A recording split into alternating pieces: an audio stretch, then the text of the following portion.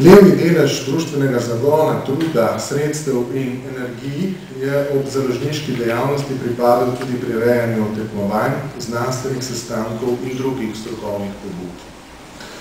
Od oktobra 2006 dalje smo jih izpeljali veliko, tako na ravni pokrajinskih društv in sekcij, kakor na nivoju matične zveze, ker bodo prvih poročali zelo kratko požrtvovalni področni predsednik in koordinatorji sekcij, naj na kratko osvetlim samo najpomembnejše skupne pobude.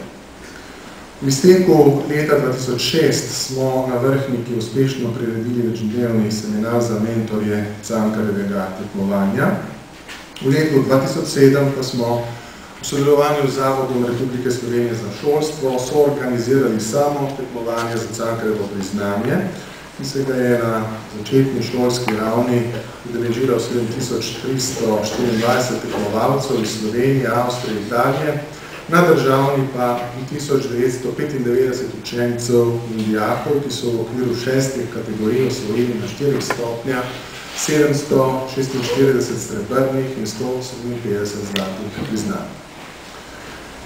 Nezaslišanih zapletov in napak, ki so po krivdi koordinatorja tekmovanja in soprireditelja skazile izvedbo tekmovanja ter oškodovale javno podobo Slavističnega društva Slovenije, ne bom navajal, ker so to vsem dobro znana in po objavljenih zapisnikih dokumentirana dejstva in tudi dogajanja.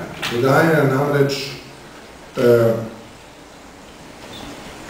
ki so udejanila dokaj klavrni razplet odnosov med soprirediteljima, kako se je po odstopu recimo Zavoda Republike Slovenije za šolstvo soprirejanja tekmovanja naše društvo prek posebne delovne skupine samo angažiralo za prenovo pobude, kako je bilo pri tem nelojalno izigrano strani bivšega soprireditelja in tudi Ministrstva za šolstvo Republike Slovenije, kako se je moralo zaradi drastičnega oklestenja državnih sredstev z odstopno izjavo naše društvo odreči samostojnemu organiziranju tekmovanja v letu 2008, kako se je Ministrstvo za šolstvo za to društvo maščevalo z revizijo, oblikovanjem druge delovne skupine in izločitvijo iz nadaljnjega sonačrtovanja pobude,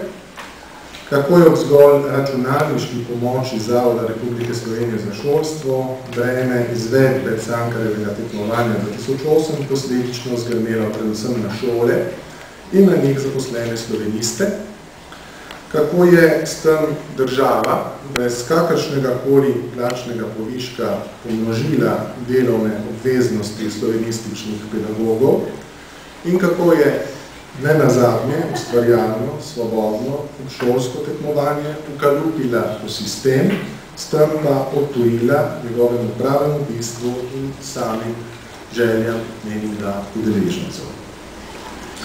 Čeprav je bilo po 30 letih vlaganja strokovnih naporov in znanj v to tekmovanje in njegov seminar naše društvo okrnjeno za pomemben segment vlastnega delovanja, na takšno poplitvitev pobude, ki nosi Cankarjevo ime, ni moglo in ni smelo pristati. Ob bodoče spremenjenih institucionalnih in prireditvenih pogojih pa ostaja seveda Slavistično društvo Slovenije odprto kakršnemu koli resnično tvornemu dialogu in sodelovanju, ki bi omogočilo dejansko prenovo in ustvarjalno rast tekmovanja za Cankarjevo priznanje. V letošnjem in lanskem letu pa smo pod Cankarjevim imenom avtonomno priredili literarni festival, torej Cankarjev literarni festival, ki je po zaslugi magistra Klemena Laha izvirno ponudil mladim možnost, da spoznajo skrivnosti scenaristike in da preizkusijo svoje talente v pisanju filmskih in literarnih predlog. Kljub izostanku Cankarjevega smo letos vendarle organizirali šolsko tekmovanje v znanju jezika, le da ne slovenskega. Šlo je za srednješolsko preizkušnjo v obvladanju ruščine ki jo je nad vse uspešno izpeljala naša novo ustanovljena rosistična sekcija. No, načelnica te sekcije, profesor Janja Urbas, danes nažalost ni se mogla udeležiti današnjega občnega zbora, poslala pa je seveda poročilo o delovanju rosistične sekcije, ki ga bo priložili zapisniku tega občnega zbora in seveda tudi objavili potem na spletnih stranih. Štedenje s proračunskimi sredstvi je razmeroma bolj prizadelo društveno kroniko, ki v tem času sicer še zdaleč ni mrknila po zaslugi našega Matjaža Zaplotnika, ampak je z dvojnimi ali pa večkratnimi številkami skrčila svojo izdajateljsko frekvenco. Zaradi umanjkanja državne podpore se je nekoliko upočasnilo izdajanje strokovnih monografij v zbirki Slavistična knjižnica, vendar so pod njenim zaščitnim znakom v razdobju 2006-2008 kljub temu išle tudi po zaslugi urednika Zoltana Jana 4 knjige Kozme Ahačiča, izvirne slovenske pesmi Jovana Vesela Koseskega, Martine Ožbot, prevajalske strategije in vprašanje koherence v slovenskih prevodih Machiavelijevega vladarja, Katarine Podbevšek, govorna interpretacija literarnih besedil v pedagoški in umetniški praksi ter Barbara Pregel, zgledno, omledno, trivialno v slovenski postmoderni književnosti. Večina predavanj z primorskih slovenističnih dnevov je objavljena v julijski številki revije Primorska srečanja. Predavanje gospe Danile Zuljan Kumar pa se tiska, ravno kar tiska v prihodnji številki, torej bo objavljeno ravno kar po Primorskih srečanjih. Tudi mi se lahko pohvalimo s pozitivno bilanco društva in zato tudi organiziramo pravzaprav ekskurzijo. Sicer je pa problem, kar se tiče članstva društva, predvsem v tem, da nimamo polne evidence, ker naši člani plačujejo recimo nekateri slavistično društvo Slovenija, nekateri pa ukrajinsko društvo, to je pa problem verjetno vseh nas. Sicer pa moram reči, da kljub temu, da se trudimo organizirati raznolike dejavnosti in neke strašne aktivnosti članstva ni, čutimo nekako apatijo oziroma ravnodušnost skoraj do članstva. Nekaterim predstavljajo, nekateri so podložni celo, da jim predstavlja strošek 20 evrov članarina, predvsem zato, ker bi si želeli več recimo uporabnih koristi. Koprskega društva. Na zahodu nič novega. Blagajna kaže pozitivno stanje, število članov še pozitivno.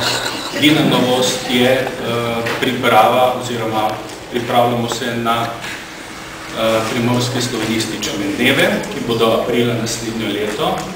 In kljub temu, da še ni potrjena tema, bi obeležili obletnico, to je 100 let ukinitve slovenskega učiteljišča v Kopru. Vabljeni drugo leto na to čim večjim številom. Potem na začetniškem in potem izpisnem septembrskem obdobju pohvali s tem, da je društvo pridobila 11 novih članov in s tem prispevalo tudi v proračun, upam, da se počali namreč. In je teh prvih novih 11 študentskih članov tudi pripeljala v kongres v Celovec, za kar se lepo zahvaljujemo tudi društvo, predvsem vodstvo, da so podprli in odprli to možnost. Na mednarodni sceni, to se pravi na tem klasičnem kongresu, ki se opravi mednarodno-slovenski kongres. Priprava kongresa traja 5 let, zato so vsa umestna poročila bila v glavnem na upravnem odboru. No, letos v septembru je pa bil, torej se je odvijal 40. kongres na Ohridu v Makedoniji prvič in tega se je udeležilo pravzaprav, koliko res je, največ slovenskih slavistov doslej.